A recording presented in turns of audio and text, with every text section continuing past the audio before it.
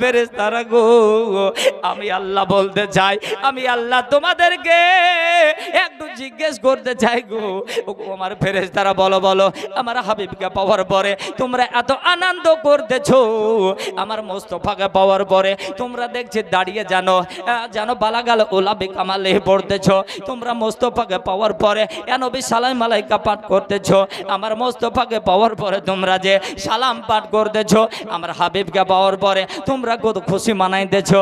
আমি আল্লাহ, আমি রব্বে কায়নাত, তোমাদের আনন্দ করা দেখে আমি মহান রব্বুল আলামিন, আমি ওই হাবিবের ওপরে আমিও আল্লাহ, আমি যে আল্লাহ মানুষের জন্য হুকুম দিয়েছি নামাজ পড়ার, নামাজ পড়া ফরজ করেছি, আমি আল্লাহ কিন্তু হুকুম দিয়েছি মানুষকে পড়ার জন্য, আমি নিজে পড়ি না। আমি আল্লাহ রোজা করার হুকুম দিয়েছি, আমি আল্লাহ কিন্তু আপনার রোজা রাখি না। আমি আল্লাহ হজ করার জন্য মানুষকে ফরজ করে দিয়েছি, কিন্তু আমি আল্লাহ যেন নিজে হজ করি না। আমি আল্লাহ মানুষের জন্য কুরবানিকে ওয়াজিব করে দিয়েছি, কিন্তু আমি আল্লাহ ওয়াজিব পালন করি না। কিন্তু ওগো আমার ফেরেশতারা, ওগো আমার হুর গেলে মানে রাখো, আমি রব্বুল আলামিন একটা কাজ না আর করে যেন আমিও আর থামতে পারলাম না। তোমাদের খুশি হওয়া দেখে, তোমাদের আনন্দ করা দেখে আমি আল্লাহ পাক আল্লাহ তাআলা জানো আমার হাবিবের ওপরে আমিও আল্লাহ দরুদ শরীফ পাঠ করতেছি। আল্লাহুম্মা সাল্লি আলা মুজিদিনা মাওলানা মুহাম্মদ ওয়া আলা আলি সাইয়্যিদিনা মাওলানা মুহাম্মদ সাল্লাল্লাহু আলা মুহাম্মাদিন সাল্লি আলা মুহাম্মাদ সাল্লাল্লাহু তাআলা আলাইহি ওয়াসাল্লাম। আব্বা আমার শোনা মানে, ওগো আমার জননী মায়েরা, আল্লাহ রব্বুল আলামিন কি বলতেছেন ফেরেশতাকে? বলে ফেরেশতা, তোমাদের আনন্দ উপভোগ করা দেখে, তোমাদের খুশি দেখে আমিও আল্লাহ আমার হাবিবের ওপরে দরুদ পড়ে। মুসলমান নিজেকে বিবেকটাকে পরীক্ষা করে দেখুন, নিজে নিজে আপনি বিচার করে দেখুন, ওই হাবিবের ওপর তাহলে দরুদ শরীফ পড়বো কি পড়বো না? পড়বো না। কিন্তু যে কিছু দল, কিছু মানুষ তারা বলছে, ওই বাদমাযহাব তারা বলছে যে আপনার দরুদ শরীফ পড়া যাবে না। এই করতে করতে দেখা যাবে দরুদ বন্ধ, কিয়াম বন্ধ, সালাম বন্ধ, এটা বন্ধ, ওটা বন্ধ, সবকিছু বন্ধ হয়ে যাবে। নামাজ কমাইতে কমাইতে কমিয়ে দিয়েছে জি, শুধু ফরজ টাকা আদায় করে নিয়ে বা শেষ। নামাজও কমিয়ে দিয়েছে, সবকিছু কমে যাবে। দেখা যাচ্ছে আমরা যে আপনার দোয়া করি, দোয়াটা করছেই না। আগে বলছিল যে বেরহমাতিকা বলা যাবে না, কালমা পড়া যাবে না, এখন বেরহমাতিকা বলে শেষ, এখন আবার গোটাই ছেড়ে দিচ্ছে। কিছু বলবো না, আপনাদের বিবেককে আপনারাই পরীক্ষা করে বিচার করে দেখবেন। কিন্তু আপনাদেরকে আমি এই বলে যাব না, আপনাদের মধ্যে যুদ্ধ লাগিয়ে যাব না, নিজে বিবেককে বিবেচনা করে কি করবেন আপনার মন বলবে, তাই না দাদা? আল্লাহ কি বললেন? যে আমিও আমার নবীর উপরে, আমার রাসূলুল্লাহর উপরে আমিও নিজে দরুদ শরীফ পড়ি। আব্বা জান আমার সোনা মানিক, এমন তো অবস্থায় মক্কা নগরীতে আস্তে আস্তে যেন প্রচার হয়ে গেল, আস্তে আস্তে যেন এলানো হয়ে গেল যে আপনার একজন দেখে যায়, এ দেখার পরে আপনার আবার যেন আরেকজনকে গিয়ে বলে, আরেকজন আসে, আরেকজন এসে যেন আরেকজনকে খবরটা পৌঁছায়। এইভাবে করতে করতে বাবা একজন ব্যক্তি, ইনি আপনার চলে যাচ্ছিলেন রাস্তা ধরে, যেতে যেতে যেতে যেতে আপনার দেখা গেল একটা মহিলার সঙ্গে দেখা হলো। মহিলাটাকে বলা হলো, ওই মহিলাটার নাম ছিল হযরতে মা হালিমাতুস সাদিয়া রাদিয়াল্লাহু তাআলা। হালিমাকে বলা হলো, বলো গো হালিমা, তুমি যে দেখছো যে বাড়িতে কাজে কর্মে খুব ব্যস্ত গো হালিমা, তবে কি এরকম সংবাদ তোমার কানে পৌঁছায় না? তুমি কি এরকম খবর কি পাও নাই গো হালিমা? বলে কি খবর, কি হলো গো, কোথাও কি কিছু হয়েছে নাকি? বলে এমন কিছু হয় নাই হালিমা, ওগো হালিমা গো, আজকে মক্কা নগরে আব্দুল্লাহর বাড়িতে মা আমিনার ঘরে এত সুন্দর একটা যেন মানব এসেছে, এত সুন্দর আল্লাহ একজন নবী করে পাঠিয়েছেন গো, যাকে একবার দেখলে আর যেন আপনার বাড়ি ফিরতে মন যায় না, বারবার যেন ওই রাসূলুল্লাহ চেহারার দিকে তাকিয়ে থাকতে মন যায়। ওই নবীকে দেখার জন্য মক্কাবাসী দেখো রাস্তায় গিয়ে দেখো সবাই লাইন ধরে নিয়েছে, বলুন সুবহানাল্লাহ। সুবহানাল্লাহ সুবহানাল্লাহ। মা হালিমা সংবাদটা পাওয়ার পরে পরে মনের ভিতরে একটা বাবা আশা জেগে গেল, মনের ভিতরে একটা বাসনা জেগে গেল গো। হালিমা বলতেছে, বলে আল্লাহ গো, আজকে আমি এই খবরটা পাওয়ার পরে আমি যে আর থাকবো না, আমিও দেখি ওই দিকে আপনার রওনা দেব, আজকে আমি রাসূলুল্লাহর বাড়ি যাব, মনে আসা ওই নবী মুস্তাফার যেন আমি দুধমা দাদা হব। ওই সময় সেই জামানাতে বাবা কাউরি যদি বাচ্চা হতো নিজের মা বাদে অন্য মেয়েরাও যত দুধ পান করাতো, আব্বা আমার শোনা মানে গো, মা হালিমা যেন দুধ পান করানোর জন্য মনে বড় আশা নিয়ে নিজের স্বামীকে বললেন, বলে স্বামী গো চলেন আজকেই আপনার ওই আব্দুল্লাহর বাড়িতে মা আমিনার বাড়ি যাব, অনেক মানুষ যেন ওই নবীর জন্য পাগল হয়ে গেছে, চলুন আমরাও যেন আপনার দেখতে যাব। এমন তো অবস্থা বেরাদার হযরত মা হালিমা তো সাদিয়া উনি আপনার করলেন কি বাড়ি থেকে একটা যেন সঙ্গে বাবা উঠ নিলে, একটা উট নিয়ে নিলেন। কেন? যে ওই নবী মুস্তাফাকে উটের উপরে বসিয়ে উটের উপরে সওয়ারি করে নিয়ে আসবো। তো বাবা যে উটটা নিয়েছেন সে উটটা যেন খুবই একেবারে দুর্বল, অসুস্থ ধরনের, রোগা ধরনের। হালিমার উট যেন ঠিকভাবে সঠিকভাবে আপনার হাঁটতে পারছে না, আস্তে আস্তে কোনো রকম টানতে টানতে টানতে টানতে লাগাম ধরে জায়গায় জায়গায় দাঁড়িয়ে যায়, আবার টানতে শুরু করে, এইভাবে হাঁটতেছে। কেন? উটটা খুবই দুর্বল, অসুস্থ। পিছনকার মানুষ, কত মানুষ সওয়ারি হয়ে উঠে আসতেছিল, তারা আগে আগে পিছকার মানুষ সওয়ারি হয়ে ক্রসিং করে আগে বেরিয়ে যায়। এইভাবে যেতে যেতে যেতে যেতে গিয়ে যেন মা হালিমাতু সাদিয়া এবং ওনার স্বামীকে নিয়ে আমার রাসূলুল্লাহর বাড়িতে গিয়ে পৌঁছালেন, মা আমিনার কাছে গিয়ে পৌঁছালেন। উটটাকে বাড়ির একটা কোণে রেখে মা আমিনাকে গিয়ে বলতেছেন, আসসালাতু ওয়াসসালামু আলাইকা ইয়া রাসূলুল্লাহ, সালাতু আসসালামু আলাইকা ইয়া হাবিবাল্লাহর মা, আসসালাতু ওয়াসসালামু আলাইকা ইয়া নবীর মা। ওগো মা আমেনা, সংবাদ মাধ্যমে খবর মাধ্যমে শুনলাম নাকি মাগো বলে তোমার ঘরে এত সুন্দর সন্তান বলে জন্ম নিয়েছে গো মা, যেই বা দেখে কেউ আপনার দেখার পরে আমার হাবিবকে বলে মনে হচ্ছে আসমানের চাঁদটা যেন নেমে চলে এসেছে। আমার দয়ার নবীকে দেখার পরে কেউ বলে যে মা আমেনা গো, মনে হচ্ছে তোমার বলে মনে হচ্ছে একটা যেন গোলাপ ফুল নিয়ে বসে আছো। কেউ বা নবীকে দেখার পরে বলে বলে মা গো, মনে হচ্ছে যে আমার ওই নবী তুমি যে কোলে নিয়ে নবীকে বসে আছো, মনে হচ্ছে মা গো একটা যেন সোনার যেন টুকরা নিয়ে বসে আছো।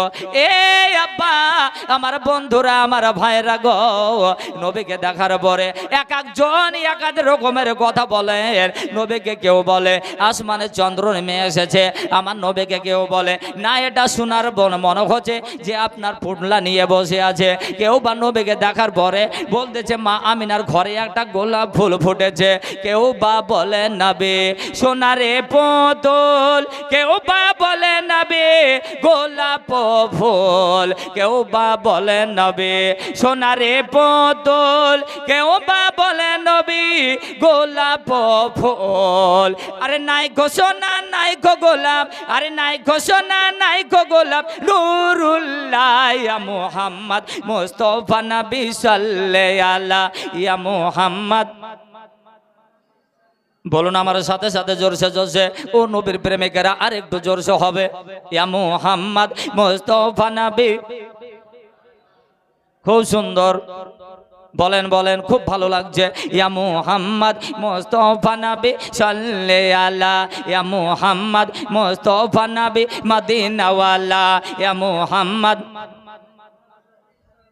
খোদারে খাস নূরে তৈরে জেনে গায়েবের বানে যার মুখে শোনে কোদারে খাসনো রে তৈরে জেনে গায়েবের বানে যার মুখে শোনে আর দোসরা কই মাবুদ নাই আর দোসরা কই মাবুদ নাই এক আল্লাহ ইয়া মুহাম্মদ মুস্তাফা নবী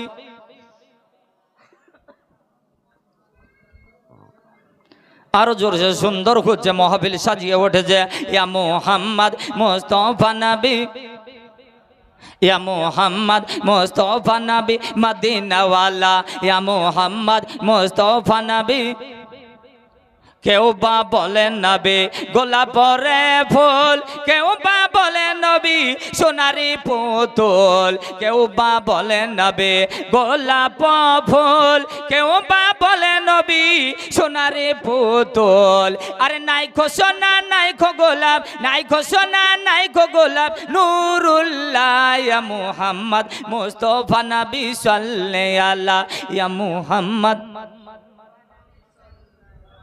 ইয়া মুহাম্মদ মুস্তাফা নবী মদিনা ওয়ালা জোরে আল্লাহুম্মা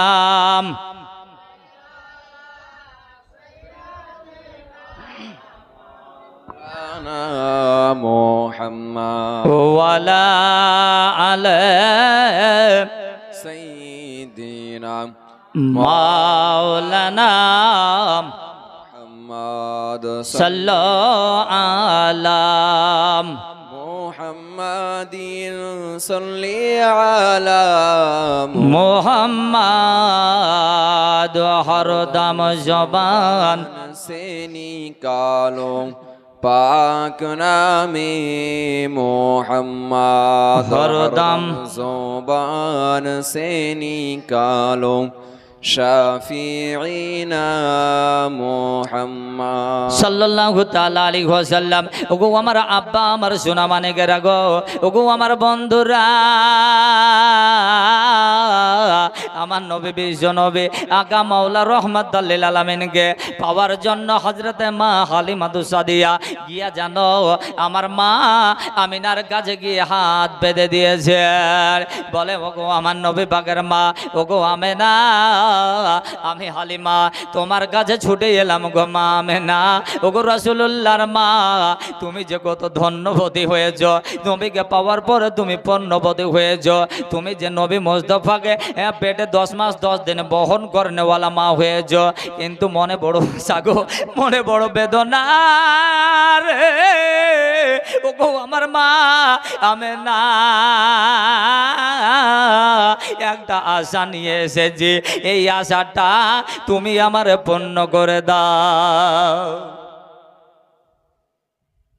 রাসূলুল্লাহর মা বলছেন হালিমা কি আশা নিয়ে এসেছো একটু বলো তোমাকে কি দেব মনে হয় যে আমি আজকে নবীর মা হয়েছি মুস্তাফার মা হয়েছি বলে হয়তো কিছু পয়সা করি নেব কিছু হয়তো খুশি করার জন্য হয়তো কিছু খেজুর হয়তো চাইছে কিছু হয়তো মনে হয় যে আপনার চাল ডাল কিছু নেবে কি দেব আল্লাহর নবীর মা ঘরের দিকে তাকিয়ে দেখছেন আমার হালিমাকে সন্তুষ্ট করার জন্য আমি কি দেব ঘরে তো দেখছি আপনার চাল নেই ঘরে দেখছি ডাল নেই ঘরে দেখছি আপনার সোনা দানা কিছু দেওয়ার মতো উপযুক্ত জিনিস তো আমি দেখছি না কি দেব গো আমার ঘরে তো আপনার দেওয়ার মতো সমতুল্য কিছুই দেখতে পাচ্ছি না আমার ঘরে চাল নেই ডাল নেই আমার ঘরে সোনা চাঁদি কিছুই নেই আমি তোমাকে হালিমা গো আমি কি দিয়ে সন্তুষ্ট করবো গো মা মা হালিমা বলতেছেন বলে ওগো রাসূলুল্লাহর মা ওগো আমার মা আমিনা আমি তোমার চাল নেওয়ার জন্য আসি নাই আমি তোমার ডাল নেওয়ার জন্য আসি নাই আমি তোমার কাছে পয়সা গড়ে নেব না আমি তোমার সোনা দানা ধন দৌলত নেব না আমি এসেছি, তুমি হয়েছে ওই রাসূলুল্লাহর জন্মদাতা মা, পেটে বহন করেনেওয়ালা মা, আর আমি হব মনে বড় আশা, মনে বড় বাদনা, আমি হব ওই হাবিবুল্লাহর, আমি হব দুধ পান করানেওয়ালা মা, আমি হব ওই রাসূলুল্লাহর সেবা করেনেওয়ালা মা, আমি ওই নবীর লালন পালন করেনেওয়ালা মা হতে চাই। আল্লাহর নবী বিশ্ব নবীকে আমি যাই, মনটা যেন ছটপট ছটপট করতেছে। হালিমা যেন বলছেন তাড়াতাড়ি করে একটু দাও গো, ওই দয়ালু নবীকে আমি একটু কোলে নেব। এমন তো অবস্থায় জানো আমার মা আমিনা বলতেছেন, বলে ওগো আমার হালিমা, এই নবীকে তোমাকে হয়তো দিয়ে দেব, এটা কিন্তু আমি এতে আমার কোনো দুঃখ নাই, আমার রসুলকে তোমার কোলে দিয়ে দেব, এতে কোনো রকমের আমার আফসোস নেই। ওগো হালিমা, আমার দয়ার নবীকে তোমাকে দিয়ে দেব, আমার মনে কোনো রকমের কোনো আপনার চিন্তা নাই। কিন্তু জানো গো, এই নবী পাকের আমি আসল গার্জেন নাই গো। কেননা শুনেন শুনেন, এই নবী মোস্তফার, আমার হাবিবুল্লাহর, আমার রাসূলুল্লাহর বাবা দুনিয়ায় যে গার্জেন, নিজের আব্বা যে গার্জেন হয়, অভিভাবক হয়, এই অভিভাবক যেন দুনিয়াতে বেছে নাই। আমার রাসূলুল্লাহ যখন আমার মায়া আমার পেটে ছিল গো, আমি যখন মা আমিনা 6 মাসের গর্ভবতী, আমার রাসূলের পাক মা আমার পেটে যখন মাস 6 আমার যেন নিজের প্রাণের স্বামী, আমার যেন মাথার তাজ, যার কদম তলে আমার জান্নাত। আমার স্বামী গিয়েছিল ব্যবসা করতে, আর ব্যবসা করতে গিয়ে নবী মুস্তাফার আসল গার্জেন ফিরে আসেন নাই গো। তাই তো আসল গার্জেন যে হতো দুনিয়ায় বেঁচে নাই, তবে গার্জেন না যেতে কি হলো, আমি মা গে তার গার্জেন নয় গো, ইনার আসল গার্জেনেরও গার্জেন তিনার যেন দাদা আব্দুল মুতাল্লিব যেন বেঁচে রয়েছে। বলুন সুবহানাল্লাহ। এই জগতের মুসলমান, ওরে বন্ধু রে, আপনার আমার ঘরের বউরা, আপনার দেখুন নিজের শ্বশুরকে কি গার্জেন ভাবে গো, নিজের শ্বশুরকে কি অভিভাবক ভাবে গো, নিজের শ্বশুরকে কি একবার আপনার আব্বা বলে ডাকে গো, নিজের শ্বশুরকে কি সম্মান দিয়ে কথা বলে। আমার আপনার ঘরের যেন বউরা সম্মান দেয় না, শাশুড়িকে ঠিকভাবে কথা বলে না, মুখ ঘুরিয়ে আর এক দিক দিয়ে হাঁটে, হাঁটে না। মা বোধহয় রাগ করছে বোনেরা আমার, শাশুড়িকে আপনার দেখা যায় দুটো ভাত দেওয়ার জন্য স্বামীকে বলে, ও কি করছো গো, ভেনু করো, বাড়িয়ে যেতে পারবো। এই তো হচ্ছে আপনার আমার ঘরের বউ, আপনার আমার ঘরের বেটি। তবে মনে হয় যে আপনাদের এই মনে হয় গ্রামে নেই, আমাদের দিকে দেখি, আমাদের দিকে খুব আছে। আমার মায়েরা হয়তো খুব কষ্ট পাচ্ছে। মা আপনাদেরকে একটু বলি, মাগো আপনাদের খুব বেশি কিছু লাগবে না, জান্নাত পেতে গেলে কয়েকটা জিনিস মেনে চলুন, অবশ্যই মারার পরে আপনি জান্নাতি হবেন। কি হবেন? স্বামীর কথা মেনে চলুন, পর্দার সহিত চলুন, 5 ওয়াক্ত নামাজ পড়ুন, হালাল রুজি খান, আপনি মারা যাওয়ার পরে মাগো জান্নাতি হবেন। বলেন সুবহানাল্লাহ। কিন্তু এখন আপনার মায়েরা কেমন আপনার পর্দা করে জানেন ভাই? আমার বোনেরা বললে হয়তো রাগ করবে, বলে ওই মৌলবি হাসিবুলকে ডাকিস না, যদি ডাকো তাহলে চাঁদাও দিব না, হয়তো এই কথাও বলবো। কিন্তু মাগো আমি আমার জন্য বলছি না, আমার ভালোর জন্য বলছি না, যদি আপনি পরকালের কথাকে যদি আপনি স্মরণ করেন, মরার পরে কবর কি অবস্থায় থাকবো, যেটা চিরস্থায়ী ঘরে চিরস্থায়ী জায়গা, ওখানে মা কেমন করে থাকবো, ওটাকে যদি আপনি চিন্তা করে দেখেন, ভাইবে দেখেন, তাহলে মাগো ওই রূপে পর্দা করেন গো মা, যেই রূপে আপনার নবী মুস্তাফার বিবিগণ হযরতে মা আয়েশা সিদ্দিকা পর্দা করেছিলেন, যেই রূপে হযরতে মা খাদিজাতুল কুবরা যেইভাবে আপনার পর্দা করেছিলেন, ওগো মাগো যেমন আপনার হযরতে মারিয়ম যেই রূপে পর্দা করেছিলেন গো মা, ওই রূপ আপনিও পর্দা করেন। হযরতে মা আপনার যেন হালিমা যেমন যেই রূপে পর্দা করেছিলেন, ওই রূপে আপনিও পর্দা করেন। যেই রূপে আমার রাসূলুল্লাহর মা হযরতে মা আমিনা পর্দা করেছিলেন, ওই রূপ আপনি পর্দা করেন গো মা, আপনিও মরার পরে হবেন জান্নাতে। জান্নাতে বলুন না সুবহানাল্লাহ। কেননা দেখুন গো মা, একটু কথা বলি, একটু আপনার ইঙ্গিত দেব। হযরতে মা আপনার যেন খাদিজাতুল খাদিজাতুল কুবরা, যে খাদিজার বয়স ছিল আপনার 40 বছর হয়ে গেছিল। আপনার খাদিজার জানো আগে আপনার বিয়ে হয়েছিল। ও খাদিজা জানো আমার রসুলের পাককে পাওয়ার জন্য আমার রসুলুল্লাহর বয়স যখন 25 বছর, আর আমার মা খাদিজাতুল কুবরার বয়স যখন 40 বছর, আমার জানো মা খাদিজাতুল কুবরা আপনার যেন রসুলুল্লাহর জন্য পাগল, আমার নবী পাককে পাওয়ার জন্য পাগল। তবে নবী পাককে কেন পাওয়ার জন্য পাগল জানেন গো? শুধু একটাই কারণ যে নবীকে যদি পেয়ে যাই আমি জান্নাত হয়ে যাব, আমি জান্নাত পেয়ে যাব। বলেন সুবহানাল্লাহ। এ বাবা আমার ভাইরা মায়েরা বন্ধুরা, ও খাদিজা জানো নবীর প্রেমে পাগল, নবীকে পাওয়ার জন্য পাগল। আমার নবী আকা মাওলা বলেছিলেন খাদিজা, ও গো খাদিজা আমাকে যদি পেতে হয়, আমাকে যদি তুমি চাও গো খাদিজা, তোমার যে ওই যে মক্কা মদিনার মধ্যে খাদিজার মতো একজনও বড় লোক ছিল না, একজনও ধনী লোক ছিল না। ও গো খাদিজা বলো তুমি যদি আমাকে পাও, আমাকে যদি তুমি চাও গো খাদিজা, তোমার অট্টালিকাকে ধন দৌলত সমস্ত জিনিসকে সোনা চাঁদি সব কিছুকে ওই গরিবদের মাঝে বিলীন করে দিতে হবে, পারবে কিনা বলো? খাদিজা বলেছিল এক বাক্যে, ইয়া রাসূলুল্লাহ ইয়া হাবিবাল্লাহ, আপনার যদি কদমে আমার জান দিতে হয় গো ইয়া রাসূলুল্লাহ, আপনাকে পাওয়ার জন্য আমি আপনার রাজি আছি, জীবন দিয়ে দেব। খাদিজা বলেন সুবহানাল্লাহ। হে আল্লাহর নবী, এ দয়ার নবী গো, আপনি নবী আমার জীবনের জীবন। আল্লাহর নবী নূরের নবী গো, আপনি নবী আমার জীবনের জীবন। মুহাব্বতে বলুন না বাবা, এইভাবে হবে না, আর একটু চিৎকার দিয়ে বলুন সুবহানাল্লাহ। ও দয়ার নবী নূরের নবী গো, আপনি নবী আমার জীবনের জীবন, আপনি নবী আমার জীবন সাথী। অন্ধকার কবরের বাতে আপনি নবী আমার জীবন সাথী, অন্ধকার কবরের বাতে আপনি নবী আমার নির্দহনে আর ধন দৌলত যা ছিল চরণে সব সঁপে দিল, আপনি নবী আমার জীবনের জীবন। এ আল্লাহর নবী নূরের নবী গো, আপনি নবী আমার জীবনের জীবন। মোহাব্বতে জোরসে বলুন সুবহানাল্লাহ।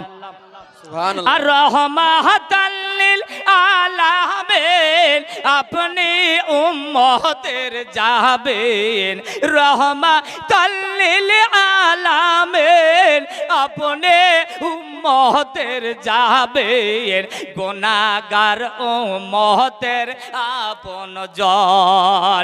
আল্লাহর নবী নূরের নবী গো,